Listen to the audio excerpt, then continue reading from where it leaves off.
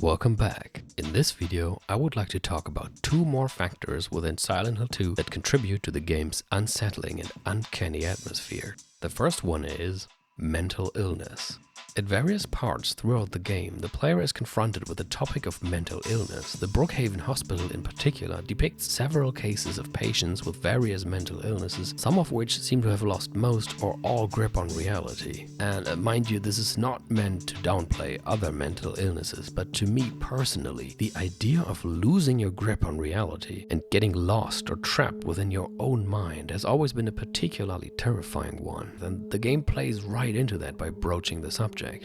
In one of the first rooms of the hospital, the player can find 3 patient reports. They describe a calm patient with suicidal tendencies, a patient that is suffering from a psychotic break, paranoid delusions, and who shows violent tendencies, and a patient with a strong persecution complex who tries to solve problems through violence and has to be treated with extreme caution. The player can also discover texts written by psychotic patients which are often formulated in disturbing ways. Furthermore, the player can enter a certain padded cell in which a patient has written numbers and a text on the wall with what must be their own blood. Such elements intensify the already heavy atmosphere within the hospital because they add another dimension to it through topics such as madness, depression, or psychosis. They also often add a bizarre touch to the place, which can be found in some puzzles as well. For example, there's an old box on the bed of one of the hospital rooms equipped with so many locks that it really makes you wonder what on earth might be in there. It feels like something incredible has been locked away here, but what turns out to be in the box is actually absurdly insignificant, yet also somewhat gross and disturbing, for all you find in there are a few hairs. Exploring an empty hospital and coming across bizarre cases like this one, or across disturbing texts written by psychotic patients, reading doctor's notes on cases of people helplessly lost in their own mind. All this can be a frightening experience because it shows us that the human mind itself can become a source of the unknown, of things that we don't quite understand, of incomprehensible thought processes and distorted perceptions of reality. In other words, the human mind itself can become uncanny.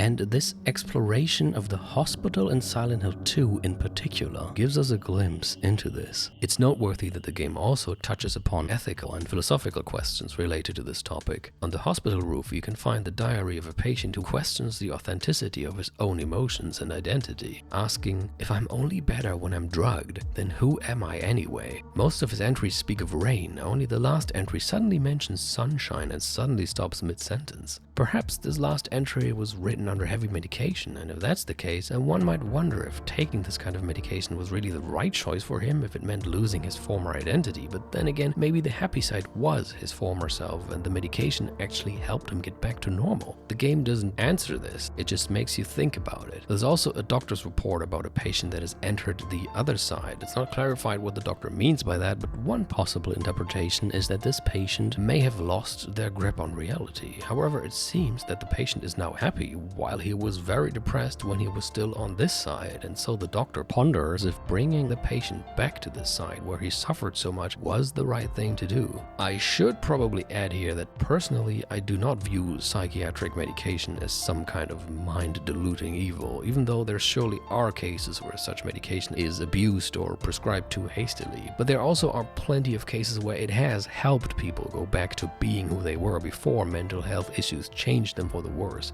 In the end, it's a complex topic, but also a frightening one, because reading about medication that may drastically change someone's behavior and overall perception of reality is a stark reminder of how fragile the human mind can be. In this regard, I think that Silent Hill 2's inclusion of thought-provoking documents on this matter also contributes to the game's unsettling atmosphere and its psychological horror aspect. Going back to the diary on the roof once more, it also alludes to the topic of suicide. On one of its pages, the patient asks if running away instead of fighting could really be such a sin, which is reminiscent of Angela, who mentioned that it's easier just to run while looking at the knife that she possibly contemplated taking her own life with. And this might indeed mean that the patient was considering to run away from everything by committing suicide. Perhaps that's even what landed them in the hospital in the first place. This interpretation would also explain, by the way, why examining this diary will add points towards the ending in which James commits suicide.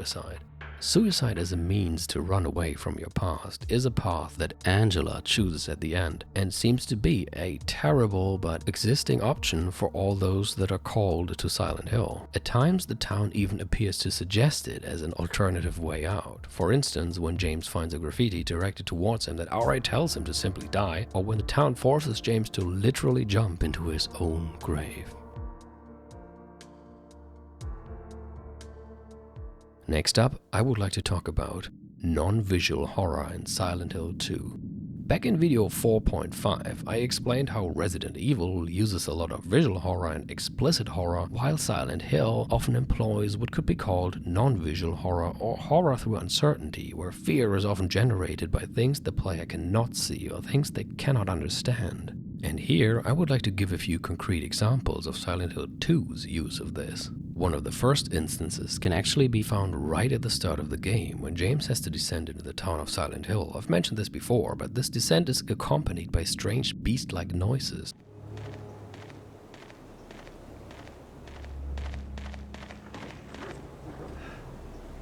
There's even a moment where the camera that normally follows James from behind switches to a peculiar perspective that almost looks as if we're suddenly staring at James through the eyes of some creature that is watching him from within the trees. There is, however, no ultimate reveal. You never learn what has been making these noises. They simply serve to unnerve the player and create an unsettling atmosphere of uncertainty by suggesting that there's something in the woods, but never revealing what it is. As mentioned in a previous video, this technique can be particularly effective on those with a lot of imagination, since such disembodied noises can cause you to start imagining for yourself what kind of creature might be producing them, and often it's your own imagination that knows best what you're afraid of. The next example is from the hospital. When James ends up in the alternative version of Brookhaven Hospital, almost everything is suddenly covered or wrapped in some way. Numerous doors and walls, even those inside the elevator, are covered by sheets, and most rooms are filled with objects that are wrapped in sheets as well. Some of these sheets are white, others have a sickish and foul shade, creating a very weird atmosphere where we are confronted with visuals that constantly oscillate between eerie sterility and germ-ridden foulness. But what is really striking and relevant to the topic of non-visual horror here is what the player can find in one particular room. Because there is a room where the sheets covering the walls are torn in one place, and underneath there is not just normal tiling, but also parts where you can see creepy, sick-looking hands reaching upwards.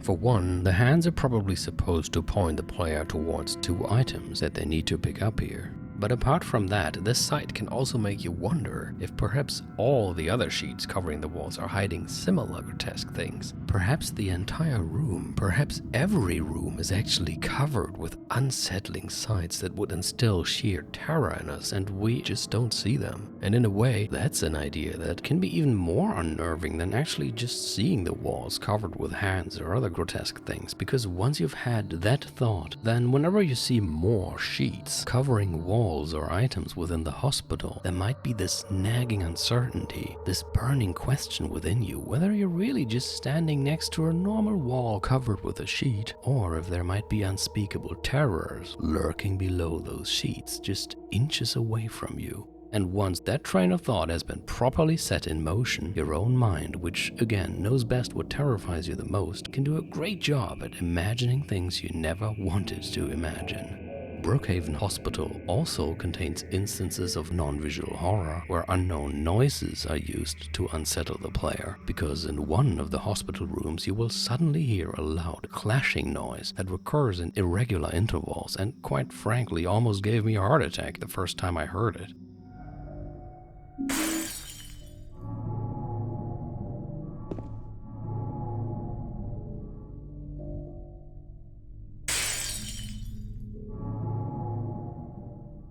You never learn who or what is making these noises, and there's a certain disturbing quality to this, quite like the eerie aftertaste left by a similar room in Silent Hill 1.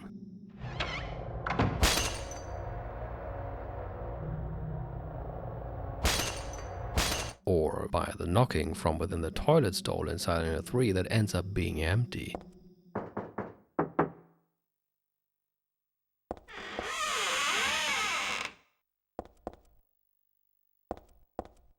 And who knows, perhaps this noise is meant to imply that there's something pounding against the barricaded windows from outside, leaving it once more to your own imagination to come up with images of what exactly it could be that so desperately wants to come inside. Yet another instance of this non-visual horror through odd sounds can be found in the basement of Brookhaven Hospital, where you are greeted with insect-like noises that appear to be coming from the other side of a fence.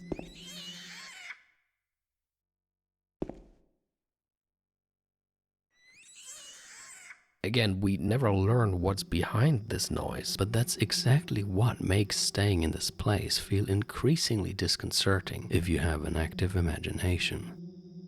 There are further examples I could give, but I think these should suffice to demonstrate how non-visual horror and horror through uncertainty greatly contribute to the uncanny atmosphere of Silent Hill 2. And with that, we have reached the end of this video. We're also getting close to the end of this entire video series, but before that I would like to talk once more about the town of Silent Hill itself as portrayed in Silent Hill 2, which I will do in the next video. I hope to see you there, and as always, take care and goodbye.